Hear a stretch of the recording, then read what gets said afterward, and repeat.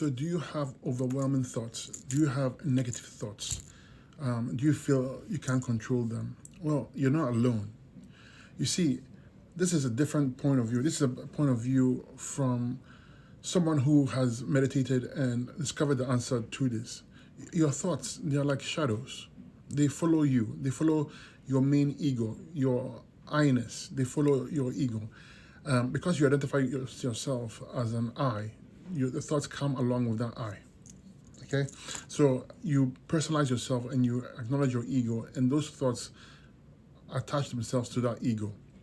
So is there a way to shake off those thoughts so that you can remain in your I amness or pureness, or the I remains by itself with no thoughts?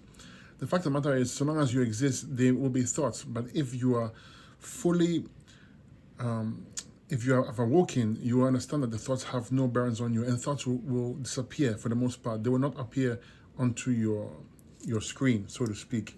I try to use words to explain it, but these words cannot explain what I'm trying to express. So thoughts can only be present because there is a screen present, and the thoughts travel on the screen. Think of the thoughts like clouds. When you see a cloud, you can have two choices. You can look at the clouds and you can follow them and believe they are real, or you can just look at them and let them pass by and they don't exist. Thoughts are much the same way. If you see a thought that you don't like and you hold on to it, well, it becomes real. It's real to you. It has power.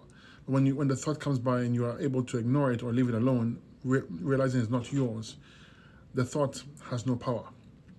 So this is where all the fear or the negative thoughts come into play, because you acknowledge them and you give them reality, so they become stronger. And the thing about thoughts is that if you run away from the thoughts, it chases you. It's like a shadow.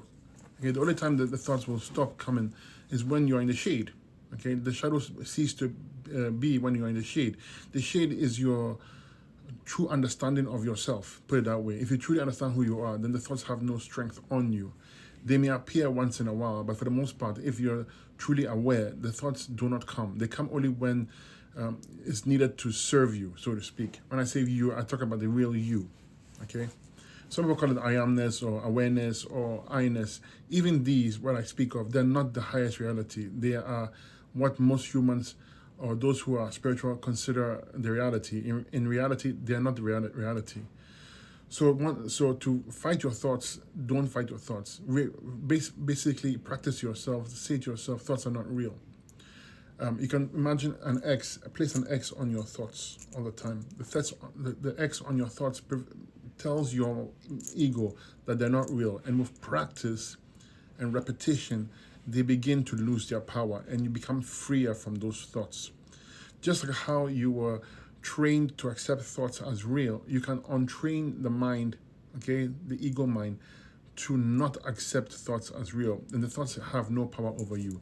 So I hope this helps you. I was really trying to express or show you the best way of dealing with your thoughts, negative thoughts, your racing mind, because any other solution you use, the mind becomes stronger because you are using the mind to train the mind, right? And if you believe the thoughts are real, then the mind becomes stronger and the thoughts become stronger. But when you understand the thoughts are not real, then they lose their power and their esteem. And over a period of time, they get weaker and weaker and weaker. And if they do show up, they don't stick around because you no longer take them seriously.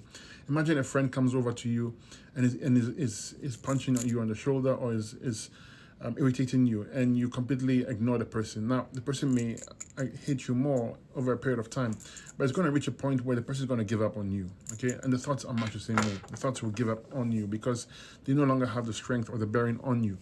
So it's said that a pure mind, the way to train the mind is to understand that everything that you see and perceive is not real. And it's understanding. Try to understand that. If you understand that and accept it, then everything the mind becomes pure. And a pure mind is free of thoughts. Thoughts, if they do appear, do not come and attach themselves to you. The ego becomes less and less.